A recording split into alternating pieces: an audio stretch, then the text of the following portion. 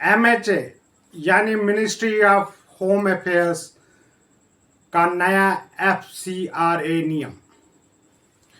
धर्म के नाम पर विदेशी चंदे पर कड़ा शिकंजा या पारदर्शिता की नई शुरुआत।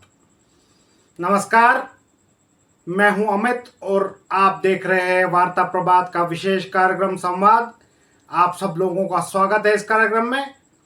आज हम बात करेंगे एक ऐसे फैसले की जो देश में विदेशी फंडिंग प्राप्त करने के वाले हजारों धार्मिक और सामाजिक संगठनों की कार्य प्रणाली को सीधे प्रभावित कर सकता है। जी हां, आपने सही सुना। गृह मंत्रालय यानी मिनिस्ट्री ऑफ होम अफेयर्स ने foreign contribution regulation amendment rules 2026 लागू कर दिए। फिर से सुनिए, गृह मंत्रालय यानी मिनिस्ट्री ऑफ होम अफेयर्स ने foreign contribution regulation amendment rule 2026 लागू कर दिए हैं। सरकार का दावा है कि इससे विदेशी फंडिंग व्यवस्था अधिक पारदर्शिता और जवाबदेह बनेगी। लेकिन सवाल यह है कि क्या यह सिर्फ पारदर्शिता बढ़ाने का प्रयास है या फिर धार्मिक संगठनों और NGO पर निगरानी को सख्त करने का एक बहुत बड़ा कदम। तो आइए समझते हैं। सबसे पहले जानते हैं कि FCRA आखिर क्या है। आपको ये जानना जरूरी है कि FCRA क्या होता है। FCRA होता है फॉरेन कंट्रीब्यूशन रेगुलेशन एक्ट, यानी ये कानून भारत में विदेशी स्रोतों से मिलने वाले धन को नियंत्रित करता है। इसका उद्देश्य ये सुनिश्चित करना है कि विदेशी फंडिंग का उपयोग देश के सामाजिक, शैक्षणिक, सांस्कृतिक और धार्मिक क्षेत्रों में निर्धारित उद्देश्यों के लिए ही हो। यह कानून पहली बार 1976 में लागू किया गया और बाद में 2010 में इसे नए कानून से प्रतिस्थापित किया गया। अब 2026 में इसके नियमों में एक बड़ा संशोधन किया गया है।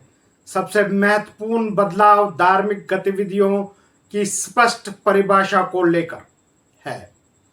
अब सरकार ने पहली बार विस्तार से बताया है कि धार्मिक उद्देश्य के अंतर्गत कौन कौन सी गतिविधियां मान्य हैं।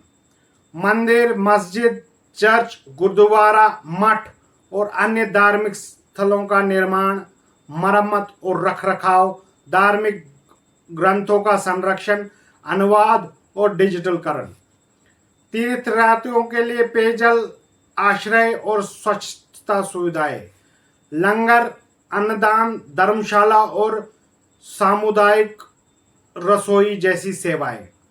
इन सभी गतिविधियों को एक धार्मिक श्रेणी में स्पष्ट रूप से शामिल किया गया है। यानी सरकार ने पहली बार धार्मिक गतिविधियों का एक आधिकारिक ढांचा तैयार किया है। लेकिन इसके साथ ही एक बड़ा प्रतिबंध भी लगाया है। नए नियम ये साफ कहते हैं कि धर्मांतरण से जुड़े किसी भी गतिविधि को विदेशी फंड के जरिए संचालित नहीं किया जा सकता। ये वो बिंदु है जिस पर आने वाले समय में सबसे ज्यादा बहस देखने को मिल सकती है। सरकार का पक्ष यह है, सरकार का कहना है कि विदेशी धन का उपयोग केवल धार्मिक और सामाजिक सेवाओं के लिए होना चाहिए, ना कि किसी व्यक्ति के धार्मिक परिवर्तन को प्रभावित करने के लिए।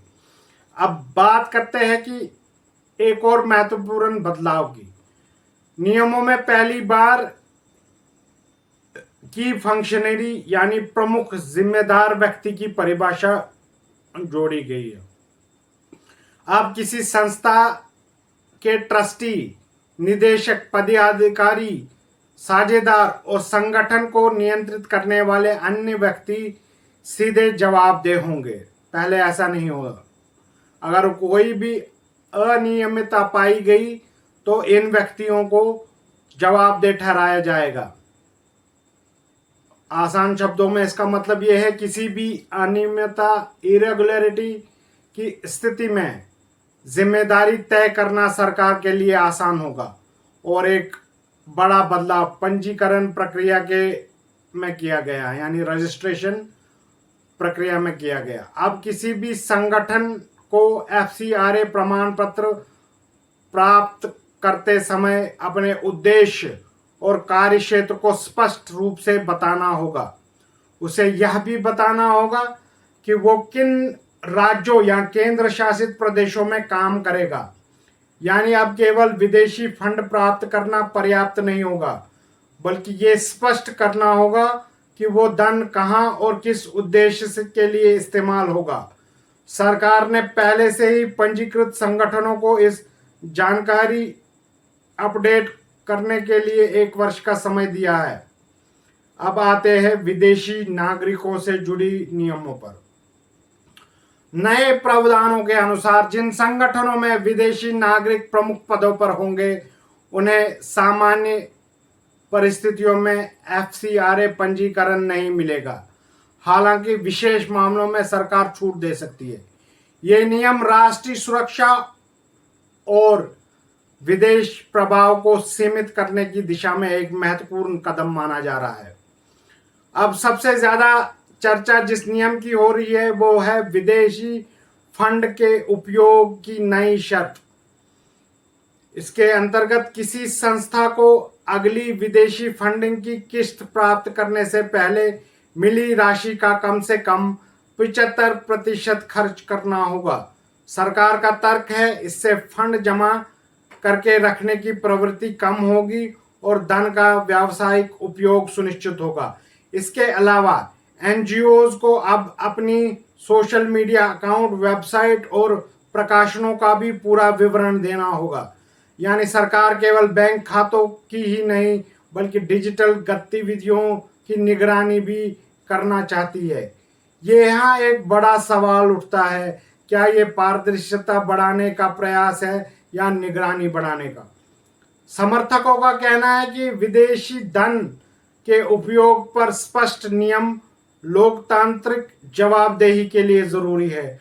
वही आलोचक दूसरी तरफ से कह रहे हैं अत्यधिक अनुपालना आवश्यक छोटे संगठनों के लिए चुनौती बन सकती है। लेकिन एक बात स्पष्ट है, 2026 के ये संशोधन विदेशी फंडिंग व्यवस्था को पहले की तुलना में कई अधिक संरचित और नियंत्रित बना देगी। धार्मिक संस्थाओं को, सामाजिक संगठन हो या फिर गैर सरकारी संस्थाएं, अब उन्हें अपने उद्देश्य, गतिविधियां और फंड के उपयोग को लेकर कहीं अधिक जवाबदेह रहना होगा। अब बड़ा प्रश्न ये है, क्या आपको लगता है कि मिनिस्ट्री ऑफ होम अफेयर्स यानी गृह मंत्रालय के नए एफसीआरए नियम विदेशी फंडिंग में पारदर्शिता बढ़ाएंगे या फिर इसे धार्मिक और सामाजिक संगठनों की स्वतंत्रता प्रभावित होगी? अपनी राय कमेंट बॉक्स में जरूर दीजिए। अगर आपको ये विश्लेषण पसंद आया तो वीडियो को लाइक करिए, चैनल को सब्सक्राइब कीजिए और बेल आइकन दबाना ना भूलिए। बेल आइकन जरूर दबाइए जिससे आपको हमारे आने वाले अगले कार्यक्रम की जानकारी प्राप्त होगी। और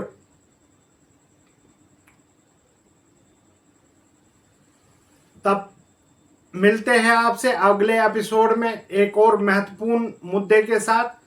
तब तक के लिए अपने इस होस्ट अमित को दीजिए आज्ञा। जय हिंद, जय भारत।